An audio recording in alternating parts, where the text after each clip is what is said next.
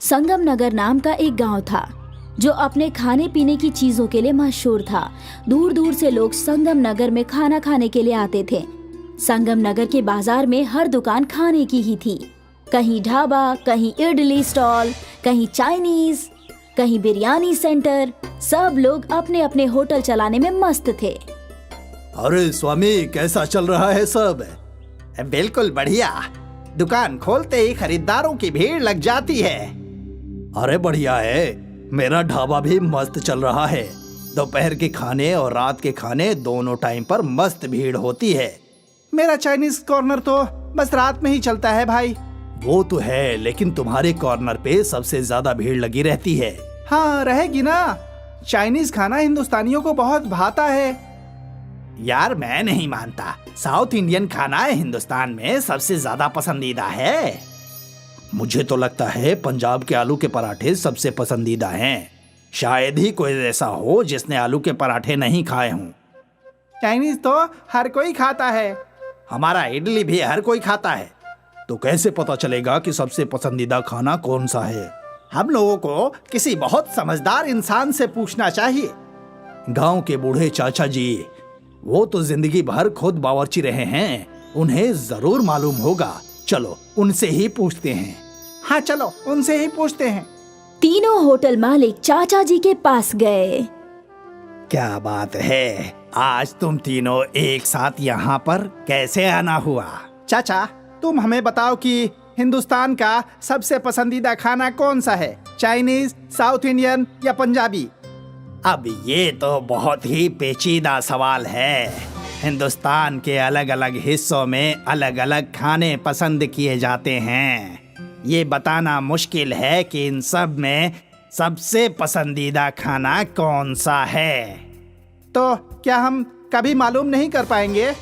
एक रास्ता है, मुकाबला। और चाचा जी, कैसा मुकाबला? जरा हमें बताइए तो। तुम तीनों बड़े आकार के पकवान बनाओ अलग अलग और उन्हें लोगों के सामने रख दो। लोग खुद चखकर तुम्हें बता देंगे कि उन्हें पसंद आया कि नहीं आया। चाचा जी, वो हमें कैसे बताएंगे? वो क्या कहते हो तुम लोग, लाइक से। उन्हें जिस किसी का भी खाना अच्छा लगेगा वो उस खाने के आगे लाइक का एक निशान लगा देंगे। अरे अरे वाह, ये तो बहुत ही अच्छी तरकीब है। इससे कितने सारे लोगों को हमारे खानों का स्वाद भी मिल जाएगा। और तो और हमारी तशरीह भी हो जाएगी और हमारी दुकान मशहूर हो जाएगी। मुझे भी ये तरकीब पसंद आई चाचा जी। शुक्रिया चाचा जी। बूढ़े चाचा जी के आइडिया के हिसाब से तीनों होटल वालों ने मुकाबले की तैयारी शुरू कर दी। सारे गांव में इश्तिहार लग गए। ये मुकाबला इतना अलग था कि जल्दी वायरल हो गया और इस मुकाबले को कवर करने के लिए न्यूज रिपोर्टर्स भी पहुंच गए। ये मुकाबला गांव के मैदान में ही हो रहा था, जहां तीनों होटल के मालिक और उनके बावर्ची खाना बनाने की तैयारी कर रहे थे। हरदीप जी, आपको इस मुकाबले का ख्याल कहाँ से आया? इस मुकाबले का ख्याल हरदीप जी को नहीं, बूढ़े चाचा जी को आया था। अच्छा, और वो क्यों? वो इसलिए कि हम तीनों को समझ में नहीं आ रहा था कि हिंदुस्तान का सबसे पसंदीदा खाना कौन सा है।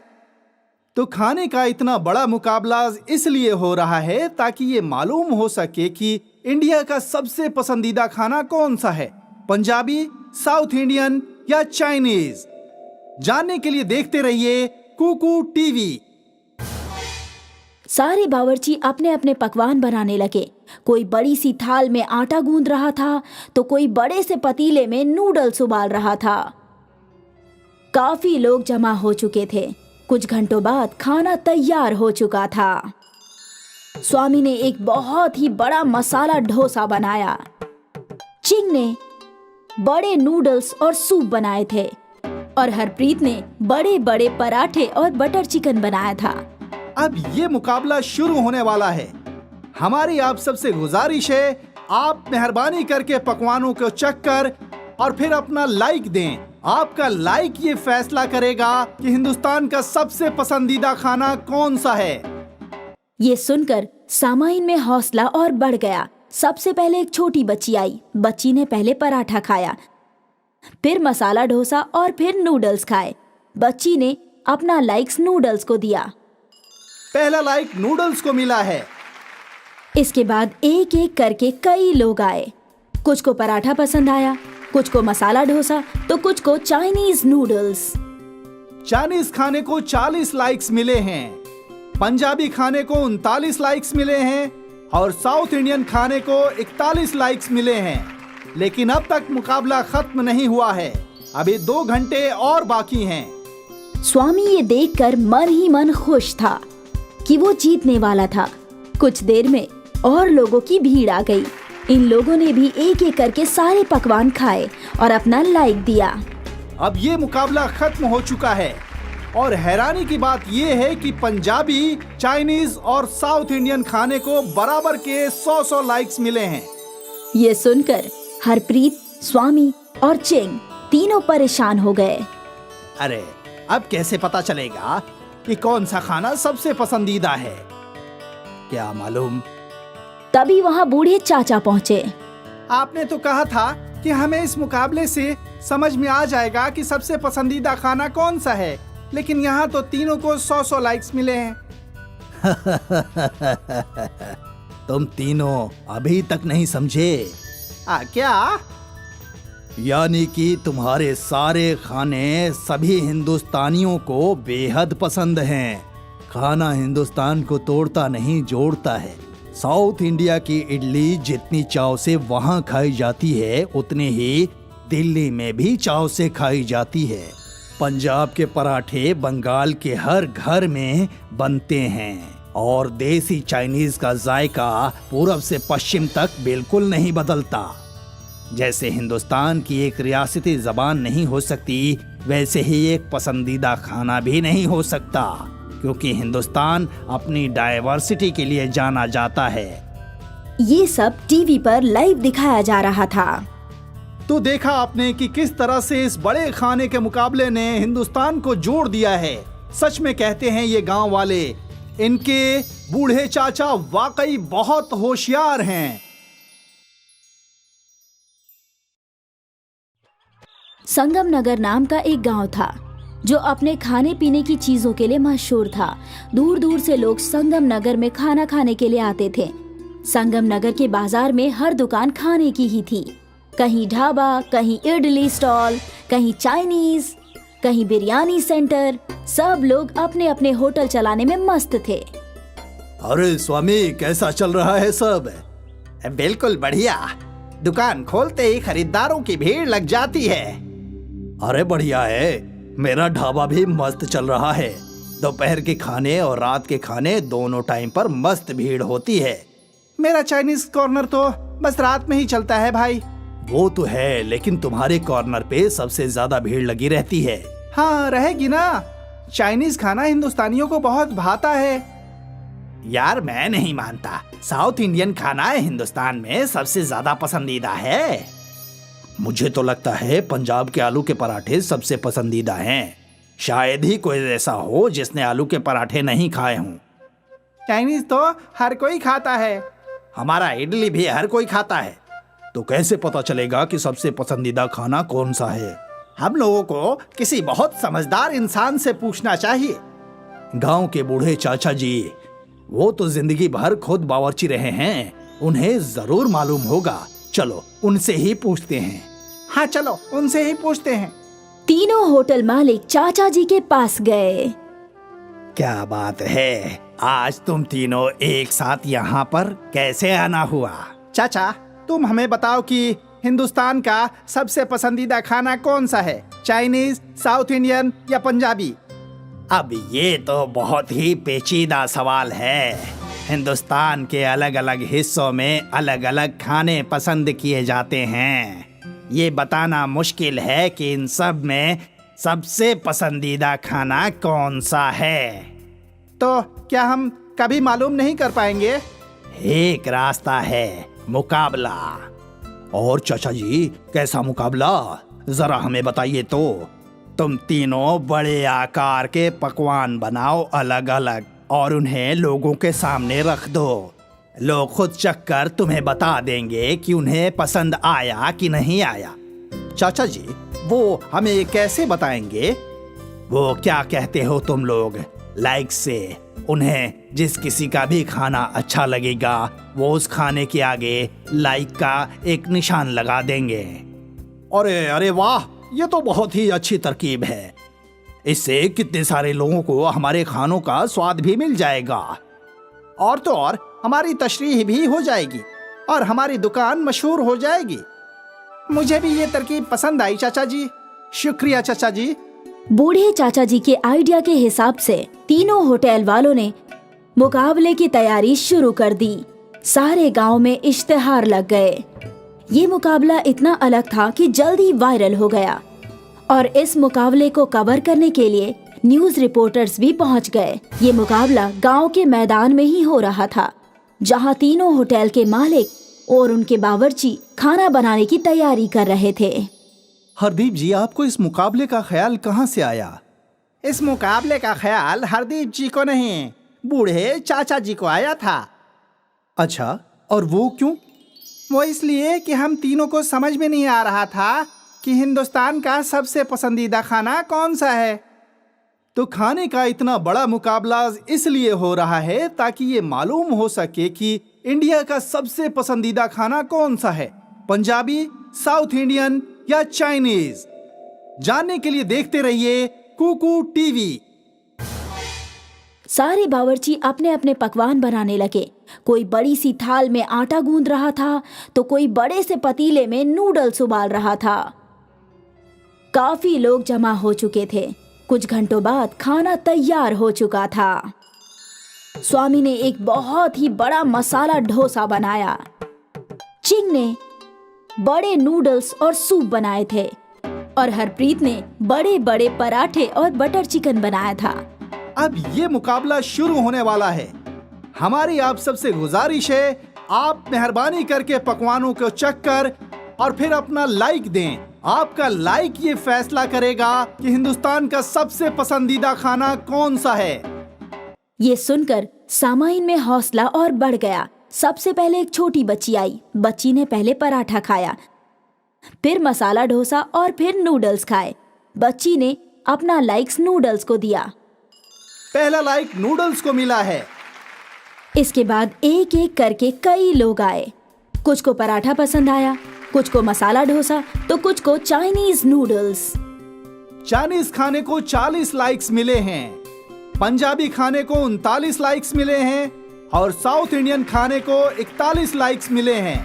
लेकिन अब तक मुकाबला खत्म नहीं हुआ है।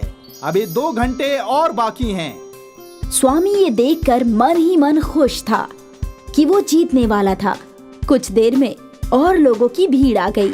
इन लोगों ने भी एक एक करके सारे पकवान खाए और अपना लाइक दिया। अब ये मुकाबला खत्म हो चुका है और हैरानी की बात ये है कि पंजाबी, चाइनीज और साउथ इंडियन खाने को बराबर के 100 लाइक्स मिले हैं।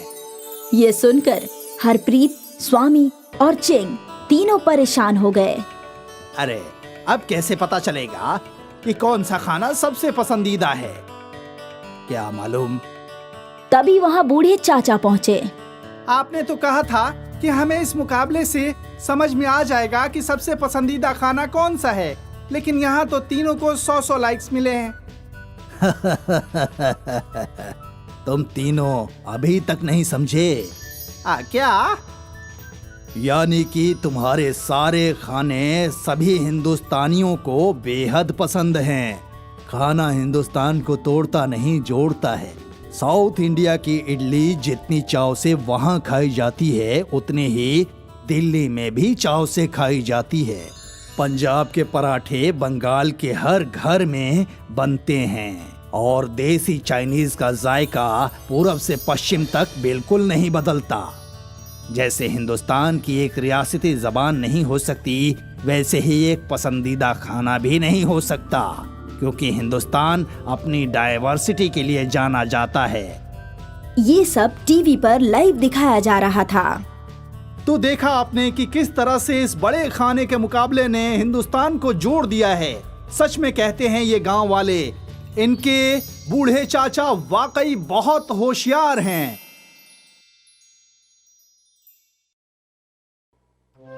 एक गांव में सूका और लंबू दो भाई रहते थे, लेकिन दोनों की आपस में बिल्कुल नहीं बनती थी।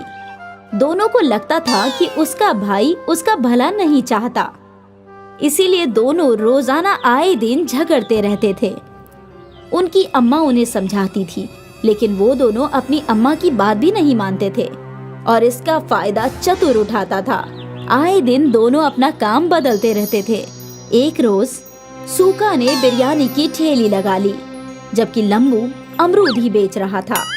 देख लंबू, तू अमरूद में मुझसे बहस कर रहा था, इसलिए मैंने चिकन बिरयानी का काम शुरू किया है। अब तू यहाँ कोई बहस मत करना, वरना अच्छा नहीं होगा। देख भाई, अगर तू प्यार से कहता तो इस बार मैं तेरी बात मान भी जाता, लेकिन तूने मुझे पीटने की धमकी दी है। अब मैं कल से चिकन बिरयानी ही बेचूंगा, लेकिन इस बार मैं तेरा काम बंद करा कर रहूंगा। ठीक है, देखते हैं कि कौन जीतता है। दोनों बहस कर ही रहे थे कि तभी वहाँ चतुर आ गया। क्या हुआ भाई, कैसे लड़ रहे हो सुबह सुबह? और चुका, तू आज बिरयानी ले आया, वो भी चिकन? अरे वाह, ला एक प्लेट दे, खाकर बताऊं कि कैसी बनी है। चतुर भाईजान, ये ठेला आपका है, जितना खाना है आराम से खाओ। चतुर ने बिना पैसों के ही खूब बिरयानी खाई। वो सूका की बिरयानी की तारीफ करने लगा। ये बात लंबू को पसंद नहीं आई। सुका, तूने बिरयानी तो गजब बनाई है, खाकर मजा आ गया। अब ये ग्राहकों को भी खूब पसंद आएगी। अरे भाईजान, तुम कल मेरे हाथ की बिरयानी खाना, उंगलियां चाटते रह जाओगे।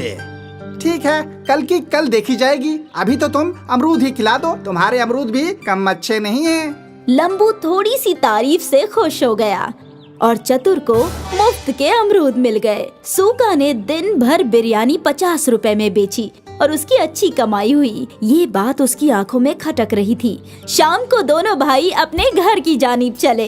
अगले रोज लंबू सूका से पहले ही अपनी कार्ट लेकर पहुंच गया और उसने उस बोर्ड पर लगा दिया, चिकन बिरयानी 40 रुपए प्लेट। कुछ ही देर में वहाँ सूका भी आ गया। पागल, इतने कम में बिरयानी बेच रहा है? आज बताऊंगा तुझे कि तू कैसे अपनी बिरयानी बेच पाएगा। दोनों भाइयों के रेट में अंतर देखकर लोग लंबू के पास ही जा रहे थे और सस्ते होने की वजह से बिरयानी का लुत्फ उठा रहे थे। ये देखकर सूका को भी बिरयानी सस्ती करने का आइडिया आया और उसने 50 की जगह 40 लिख दिया। अब दोनों में बराबर की टक्कर हुई और शाम को बिरयानी बेचकर दोनों घर पहुँचे। मैंने सुना है कि तुम दोनों आज भी अपना नुकसान करके आए हो। अम्मा, इसने मुझे धमकी दी थी और अब मैं इसका काम बंद करवा के रहूंगा। अम्मा, जब आपको कुछ भी इल्म ना हुआ करे तो कुछ भी मत बोला करो। ठीक है, अब से मैं कुछ नहीं कहूँगी। तुम दोनों को जो भी करना है वो करो। एक दिन सुबह सुबह चतुर सूका से मिलने आया। आओ चतुर भाईजान, बैठो। अरे मैं तो तुम्हें अपना मानता हूँ, इसलिए व्यापार के कुछ कायदे सिखाने आया हूँ। भाईजान, अब तक तुम्हारी मान कर ही तो कारोबार कर रहा हूँ। तुम अब बिरयानी को 5 रुपए में बेचना शुरू कर दो। 5 रुपए में तो चिकन का खर्चा भी नहीं निकलता। तुम अपने भाई को हराना चाहते हो ना, तो तुम्हें पैसे अपनी जेब से लगाने होंगे। लेकिन मेरे पास तो पैसे ही नहीं है। तुम्हारा ये भाई कब काम आएगा? जितने पैसे तुम्हें चाहिए मैं दूंगा। जब तुम कुछ कमा लो तो मुझे वापस कर देना। चतुर ने सूका को कर्जा दे दिया और सूका ने 5 रुपए चिकन बिरयानी का बोर्ड लगा दिया। उसके पास लाइन लग गई। लोग टोकन लेकर अपनी बारी का इंतजार कर रहे थे। लंबू ये देखकर दुखी हो रहा था। तभी वहाँ पर चतुर पहुँच गया। क्या हुआ लंबू, तुम मायूस क्यों हो? अंजाम सामने है और आप मुझसे मायूसी की वजह पूछ रहे हो। तो तू भी 5 रुपए में बिरयानी बेचनी शुरू कर दे। मेरे पास इतने पैसे ही नहीं है, ना जाने सूका के पास पैसे कहाँ से आ गए। तुम फिक्र मत करो, मैं तुम्हें कर्ज देता हूँ और तुम भी अब 5 रुपए में बिरयानी बेचना शुरू कर दो। चतुर ने लंबू को भी कर्जा दे दिया और दोनों भाई 5 रुपए में चिकन बिरयानी बेचने लगे। आइए आइए, 5 रुपए में चिकन बिरयानी खाइए। आइए आइए, 5 रुपए में चिकन बिरयानी खाइए। एक प्लेट में चिकन के 4 बोटियाँ, जायकेदार और किफायती चिकन। एक प्लेट में 5 बोटियाँ और सिर्फ 5 रुपए में। दोनों भाइयों की दुश्मनी का लोगों ने जमकर फायदा उठाया और 5 रुपए में भरपेट बिरयानी खाए। आज दोनों भाई दोपहर को ही सारी बिरयानी बेचकर घर पहुँचे। कितना कमाया आज? सूखा और लंबू ने अम्मी जान को सब कुछ सच बताया। अच्छा, तो तुम दोनों को पैसे चतुर ने दिए थे, अब तुम खुद सोच लो कि वो क्या चाहता है। अम्मा, हमें माफ कर दो। हाँ अम्मा, हम आज से आपस में नहीं लड़ेंगे। जितना हम लड़ाई करते रहेंगे उतना दूसरे लोग फायदा उठाएंगे। हाँ अम्मा, हमें ये आज समझ में आ गया है। अब हम मिलकर काम करेंगे और चतुर को सबक सिखाएंगे। दोनों भाइयों ने एक ही कार्ड पर बिरयानी लगाई और बोर्ड लगाया लंबू सूखा बिरयानी वाला। अगले रोज वो दोनों पहुंच गए। जब चतुर ने अगले रोज जाकर देखा तो उसके होश फाख्ता हो गए और उसने इत्तिहाद को देखकर वहाँ से दूर भाग जाना ही बेहतर समझा।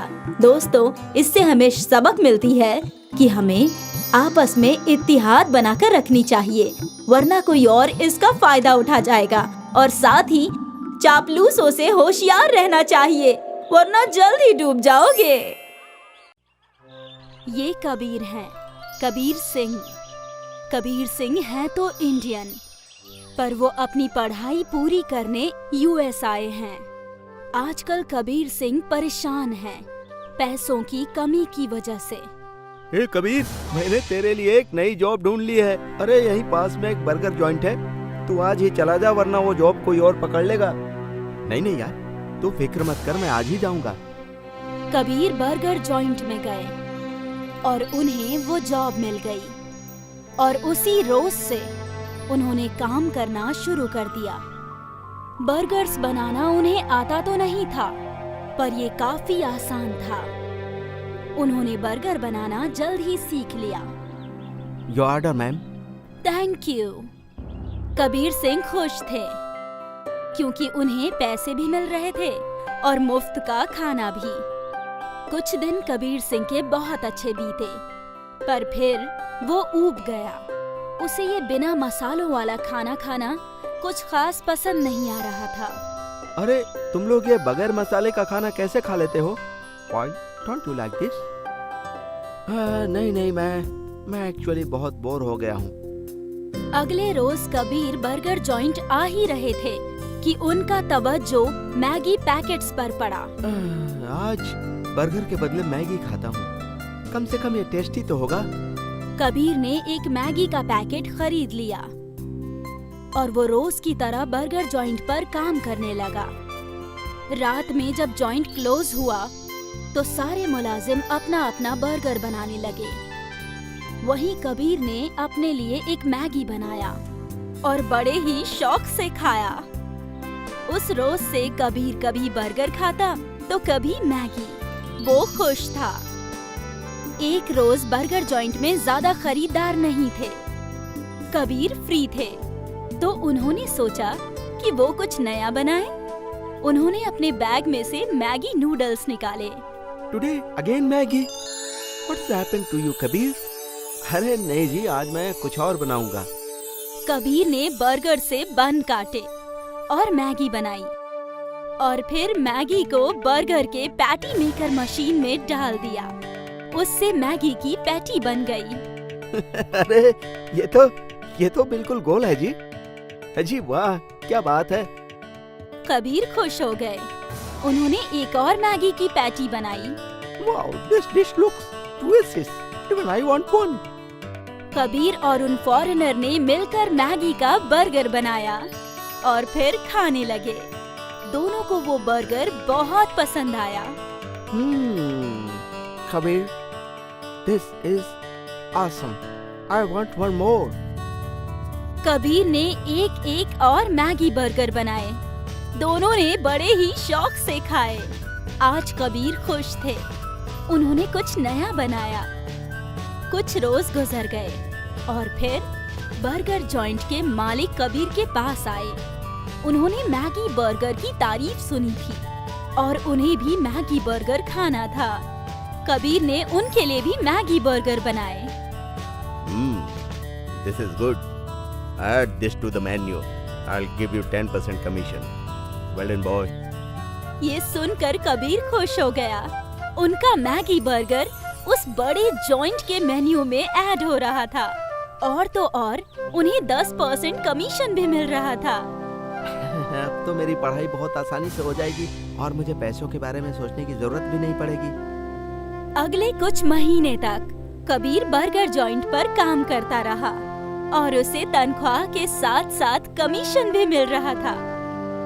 फिर कबीर ग्रेजुएट हो गए, उनकी पढ़ाई खत्म हुई और वो पंजाब वापस आ गए।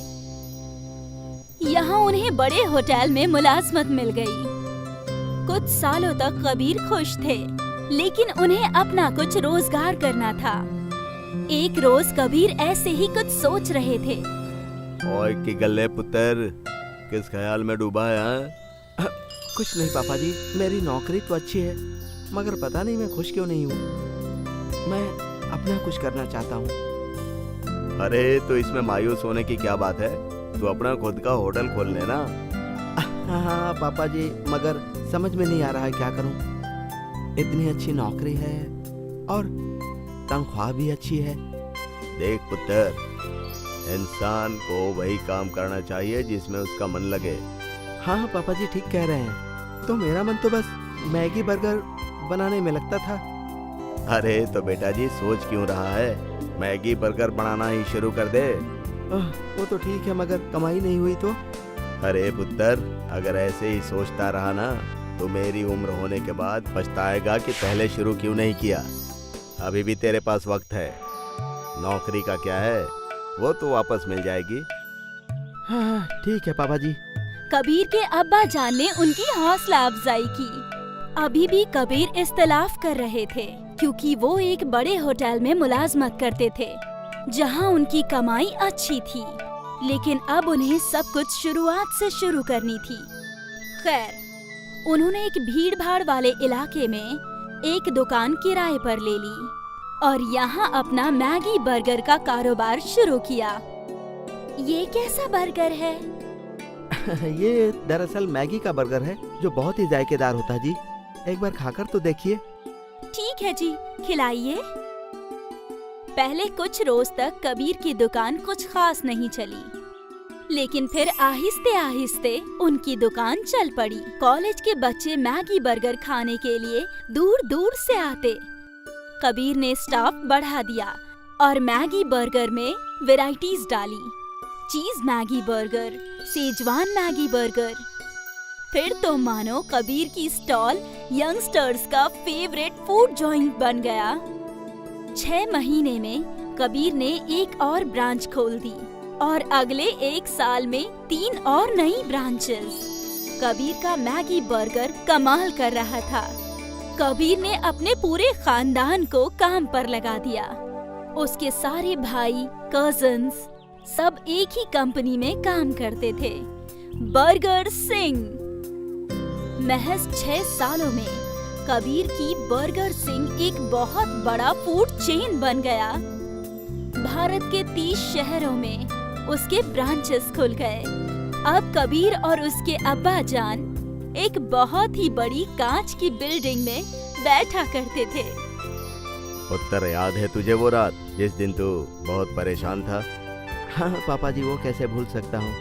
अगर उस दिन आपने मुझे सपोर्ट नहीं किया होता तो आज हमारा बर्गर सेंटर नहीं होता।